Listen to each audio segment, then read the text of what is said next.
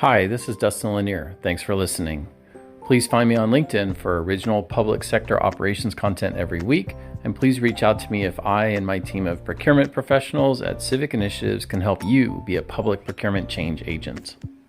I'm going to let the recording go for a little longer, and we'll see if we pick up anything interesting, and then I may or may not clip it. So, Warren, Raj had actually raised his hand first, but I held off on bringing him up because I was trying to finish that portion. So let's go to Raj, who knows many of the people on, and then we'll come back to Warren. So, hey, Raj, good afternoon. Hi, Dustin. Hi, everyone. Thanks for having me up. Just a couple of points. I was just listening to the conversation. And all these points resonate. I was just going to add, I think one of the things from a negotiation standpoint, I've advised on, even though I'm not working as much on these things anymore, is, really understand the discriminators between the companies and go back to what's most important. I think, I forget who just highlighted, if something goes wrong, right? How are you going to handle that? It's really important to know what are the most critical success factors. It goes back to the starting point of your requirements and outcomes, and knowing what are the things that you need to make sure that you can deliver the outcome, and then look at the suppliers and say, are there differentiators among the suppliers where some do it better than others for those key discriminators, right? And what I find is that a lot of times, I hear cost, schedule, performance. That bugs the hell out of me. Cost, schedule, performance as evaluation criteria. And that doesn't mean anything, right? And we know when you go deeper, and then a lot of the criteria, if you have a supplier base where 80% of the capabilities are, let's say, roughly the same, and they're generic and they're commoditized, but there are three factors that are potentially discriminators where suppliers differentiate themselves, then we need to think about which ones of those matter to us and our outcomes, and really make sure that we take those into account and potentially weight them higher.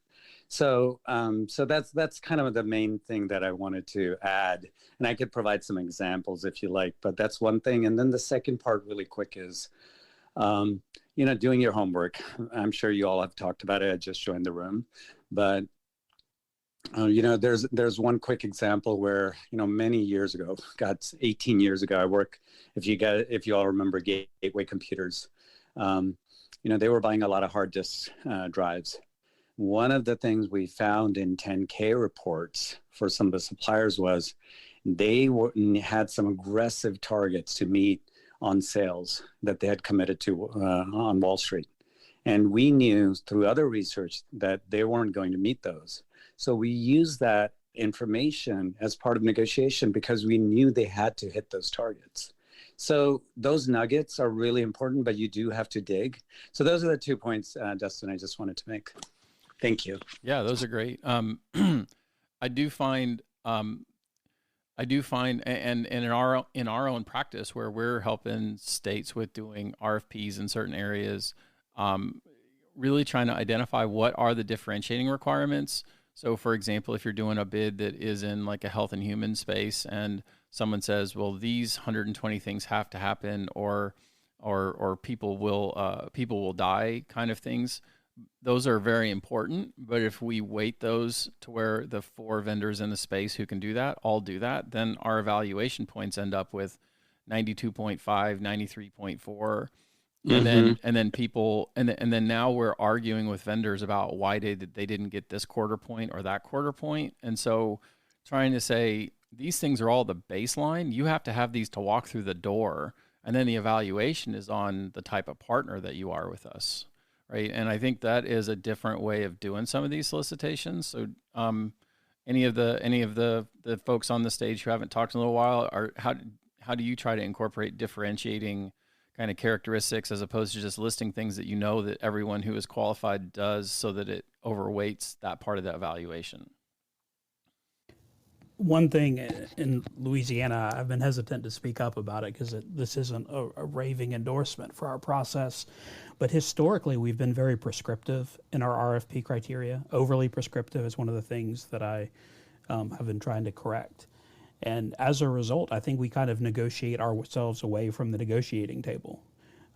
By being so prescriptive, there's not a whole lot to have the high stakes negotiation that Jaime was talking about. Part of that's because we may have scared some of the proposers away. Other ones have priced in the high cost of giving us exactly what we want with very few viable ways to get to that end goal. So that's something we've been mindful that we've experienced historically. To your question, Dustin, about how we balance the differentiators from the broad base of what should go into an effective solution. I think it goes back to what you were talking about earlier about adjectival, is what does good look like? And then what is the gap between above average and good, or, between above average and average, or good and acceptable? And, not only would we like a system that does X, we'd like it to be automated. We'd like it to have a reporting dashboard. We'd like it to have an analytics framework that our auditors can look at it. We'd like it to have an internal communication thing so we don't have to hunt for emails. Those are things that we talk about on the front end so that we have those differentiators. Obviously, you don't want the evaluation criteria to strictly be the minimum criteria that goes into the system, but also things you can evaluate that are the value added differentiators. So Warren, I know that you're in the UK, and you and I have been in some rooms together, and I know that you have some procurement background as well. So give a quick intro, and then what do you have for our group today? Yeah, thanks. Thanks for inviting me up, Dustin. Yeah, okay. So yes, I am in the UK. My background's probably more construction than it is the broader procurement discussion we're having today. And I have advised a number of government agencies on occasion on particularly insurance procurement and the sort of interface of all of that in wider construction engagements. But I am probably more often than not sitting the other side of the table on these things, or at least advising the people that are. My question is born out of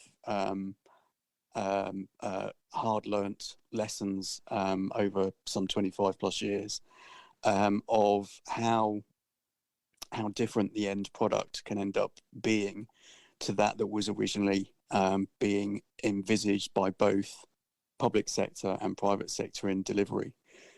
So given the regularity in which that change can probably be expected in and around a lot of the areas of procurement I think we're talking about here, what do the panel consider to be the best means to have change in mind when both setting up and executing the evaluation process and the negotiation that may ensue, but also set the agenda for the later period of time in delivery of the project?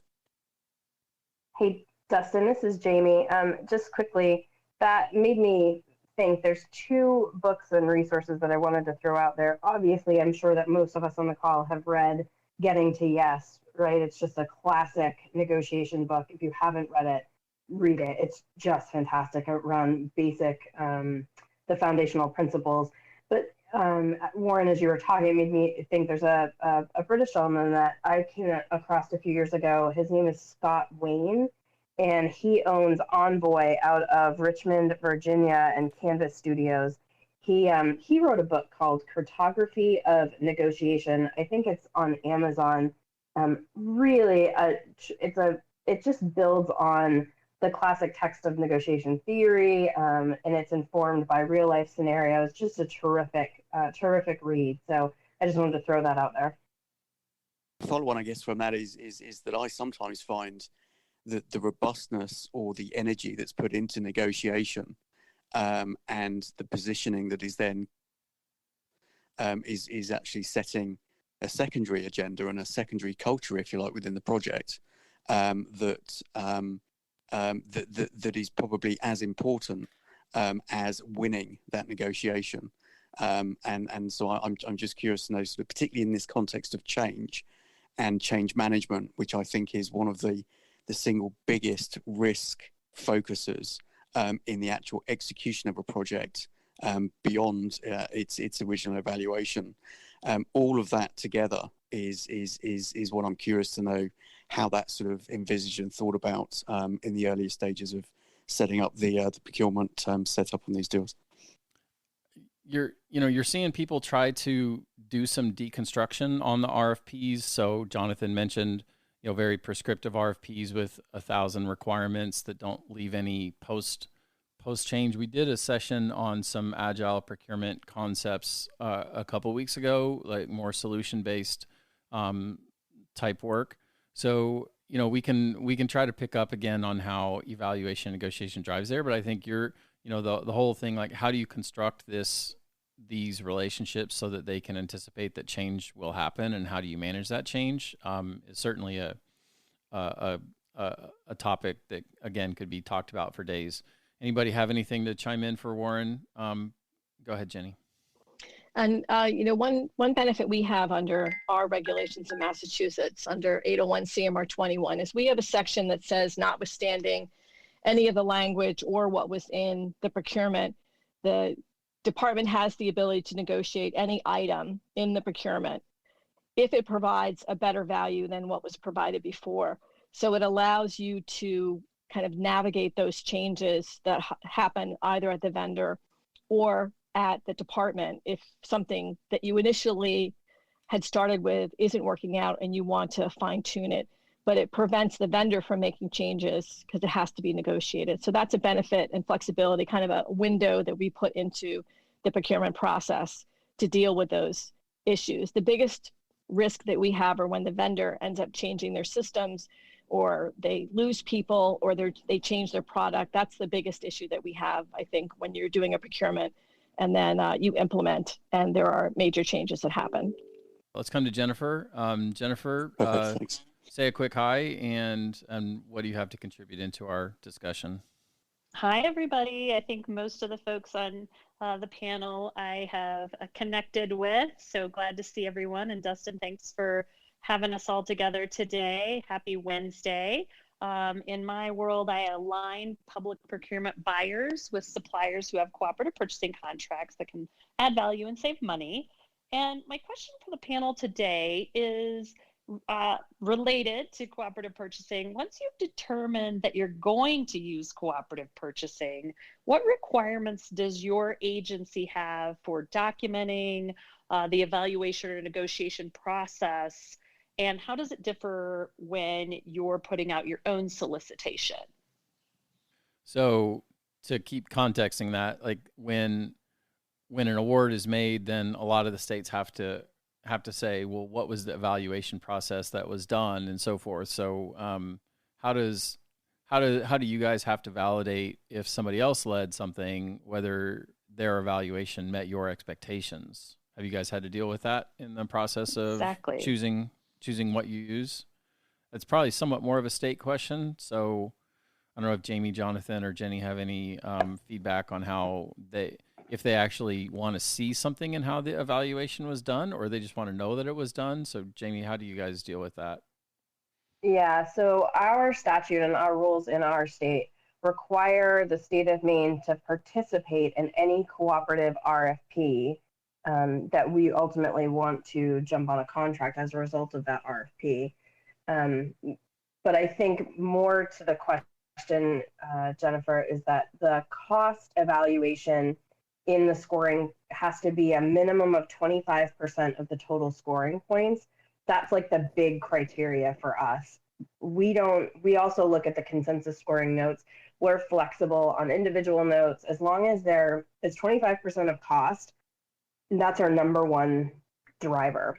We will also look from a holistic perspective to make sure that obviously the specifications are the same as what we would want, that there's nothing in there that would violate like appeal processes or some of our other more secondary processes to the RFP. But again, that cost component is our number one.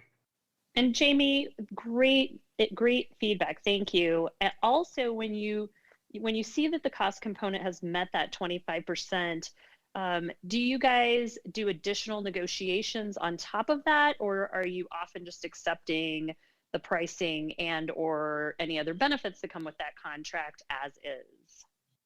Yeah, we will always negotiate. If there's a way to bring the cost down and save the taxpayer dollar, then we will always negotiate. Bravo. And this is Jenny. I would mirror exactly what Jaime said. In Massachusetts, they refer to it as collective purchasing, and our operational services division really has to review the source, whether it's a federal, state, or another public entity who's done the purchasing, and to make sure that it meets the minimum standards for Massachusetts and that there aren't any legal impediments such as indemnification where we would be assuming liability that we wouldn't normally under, our own procurement. So there is a review process. And then if they do it, it still has to meet all the other terms under the procurement process. So it goes through the same process of review. It's just that they don't go through the procurement process because it's already been done. And departments are always encouraged to negotiate if they can. I was going to add there, absolutely should be looking at them as a starting point if there are many, right? There's a lot of hard work already done.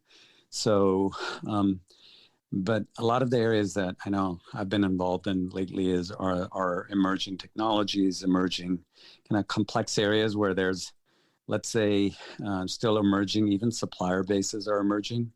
But even if they're not just so new, but let's say they've been around for a while, looking at the supplier base within the agreement and comparing it to, or if you did your own market research and looking at are the right set of suppliers included in the co-op. Because sometimes, I think a lot of the leading co-ops have already figured that out, and on-ramp, off-ramp, et cetera. So they're always keeping the supplier base current. But that's an important thing where we've found in our research that, some of the suppliers that you really want on there, they might be really well-constructed contracts, but do they have the right set of suppliers, and is there a way to maintain the supply base current? So that's. I'm not sure if anyone has incorporated that. I'm sure you have, but any perspective on that? Well, you said FedRAMP, but you didn't say state ramp. So Jaime, I'll put a softball on the tee for you. Tell us about state ramp and how you're trying to use that to accomplish some of these topics. Oh my gosh, Dustin, I thought you'd never ask. So we have actually a state ramp webinar coming up this afternoon to NASPO members. I've been working with State Ramp, which is a nonprofit cybersecurity standard processing group, right? It's very similar to FedRAMP, but it's not FedRAMP, it's State Ramp. So there are different cybersecurity levels when we're evaluating. Do you need a level 1, level 2 to level 3, right? Depending on the PII or PHI. And it's a review process for vendors to participate in State Ramp. And when a state puts out an RFP, we can say, okay, you have to have a level 2 State Ramp certification for cybersecurity. And that means something. It means that you've had a third-party assessing agency come in and review your system, your cybersecurity. And the absolute glorious thing about State Ramp is that it brings a standardization in the evaluation process that can be applicable to all 50 states, right? And that is just something that we don't have very often. So Raj, I think, State Ramp will take us, to the next level in standardization around cybersecurity. And it's just another tool in the toolkit, which is available not only for state government, it's for municipalities, et cetera. I would highly encourage anybody, if you don't know about State Ramp yet, we're just getting going, right? The train is leaving the station, it's moving pretty fast. Check out stateramp.org. If my email address is on LinkedIn, or you can Google me, shoot me an email. I'm happy to get you additional information. I'm already looking it up. Thanks. Jenny, this is you're not procurement as such. You're kind of like spanned across a couple of areas, but I know that cybersecurity is an area of yours. Have you touched the State Ramp stuff yet, or are you aware of it? Yes, aware of it. I actually was in the process of messaging Jaime to get more information. But I think the security aspects, especially with SolarWinds and all of these other issues that are coming up, are really going to be the emerging issues that we're dealing with in procurement over the next couple of years, just because you're not just buying your systems to do your operational needs, but you also have to make sure you're meeting the privacy and security requirements for those systems if they're managing data or critical operations. So this is a huge issue, I think, for everybody that we'll be facing. Jenny out. Well, and that brings me to kind of the natural close of this conversation, or in the direction of it, is, you know, talking about future topics. So I think, you know, Jaime, if you're talking about some of those, and Jenny, you have some touch, then there's also some CIOs on this app, like the Georgia CIO is on. And I mean, I'm a former deputy CIO as well. So I wanted to try to bridge us into being able to hit on some different topics. So I don't know, maybe we pick up something around security and procurement. What do you guys think? Jaime, is that an interesting topic to you? We can tie in your state ramp stuff. So this is the only downside of Clubhouse, is that you can't see me doing the happy dance behind the scenes, but yes, Absolutely. IT and they go hand in hand. It's such a critical component and something that procurement officers are challenged with every day. We should be having the conversation. Well, we'll see. I have these buttons on my Roadcaster, so I can. Oh, did that not work? Wait, hold on. Here we go. See, I have an applause. I have an applause button. So okay. So we'll do that as a topic. I think also there was some discussion about the debriefing process, which maybe we tie into something a little bit broader. We didn't really talk about power in negotiation today, which I think is a really interesting topic. So there's an author called let me get his name right here. Patrick Henry Hansen, who I attended one of his things he did once, where he was teaching buyers about where their power is versus where the seller's power is. And so that really is kind of its whole own topic about negotiation that I'm interested in carrying forward. So in general, for the Public Sector Innovators Group, and if you haven't joined yet, please join. I want to program around public procurement, but also come into some other areas. So were there any other panel, was there any other topic that spawned up today I should capture that we try to carry forward into another one? Jonathan, please. Yeah, we didn't talk too much about it today, but one thing that I think is a natural fit and goes well with the discussion about cybersecurity in procurement is the idea of external standards in general in procurement, like the idea of not reinventing the wheel, using the NIST standard that's out there, or using price indexes, again, instead of trying to reinvent the wheel. And that's such a great point.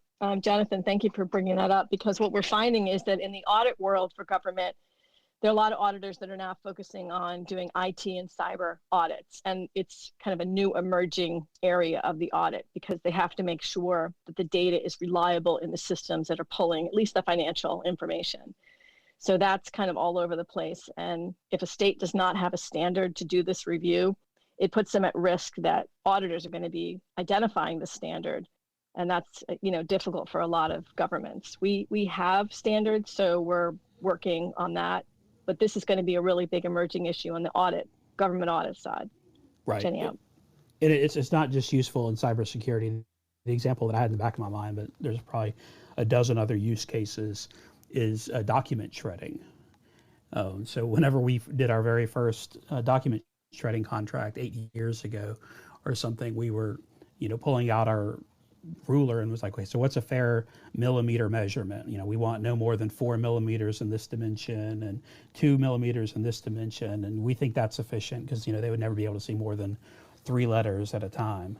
And then we were nearing the end, we were just about to publish the bid, and it was like, somebody said, oh, you didn't want to use the NIST standard for shredding that's out there?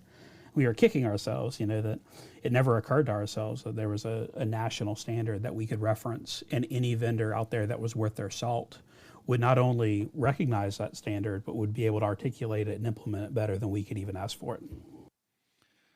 Right. And I mean, ISO 9000 type stuff as a cliche, right? But there's a lot of things in that stack. There's a lot of things in, there's an IT stack. There's an ITIL stack that has tons of stuff in it. I think we have to be careful not to keep people out if they're not currently certified. But if we can point to some of those and say that or demonstrate an equivalent practice, I think there is a very interesting discussion that can be had there. So, well, I think that our question and answer period was good. So I'm going to keep it as its own. I'll do it as a second podcast, and I feel like it was generally all in the box. I try to make sure that the panel feels, that we're keeping it within stuff that they can comment on. So I appreciate y'all's continued participation. And then if you're listening to this on podcasts and you're interested in how Clubhouse actually works and getting on, please contact me. I have ways to be able to deal with it.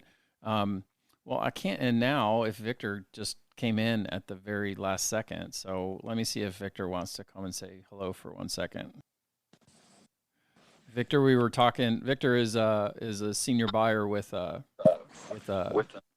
Spoke. Now I'm having a brain. Victor, okay. Introduce yourself real quick. Got it. Quite all right. What's your county again? Spokane? Not Spokane, but Spokane. Spokane. It's like a Nevada thing. See. Yeah, tomato. Get educated. Drop a knowledge bomb for us here at the last minute. We're talking about evaluation and negotiation. What's something that when you teach, I know you teach about these topics. Give us something that you teach on in evaluation and negotiation to take us out.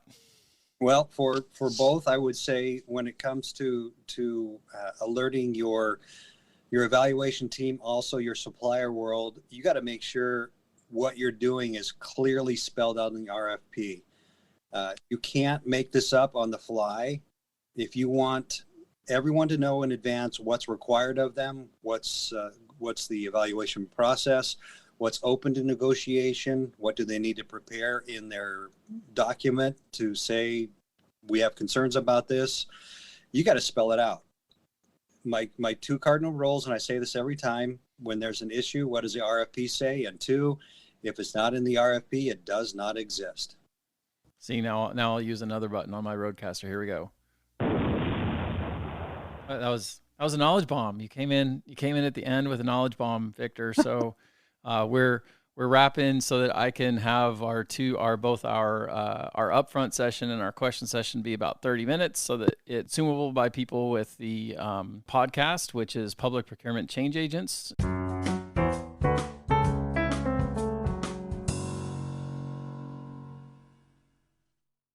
Hi, this is Dustin Lanier. Thanks for listening.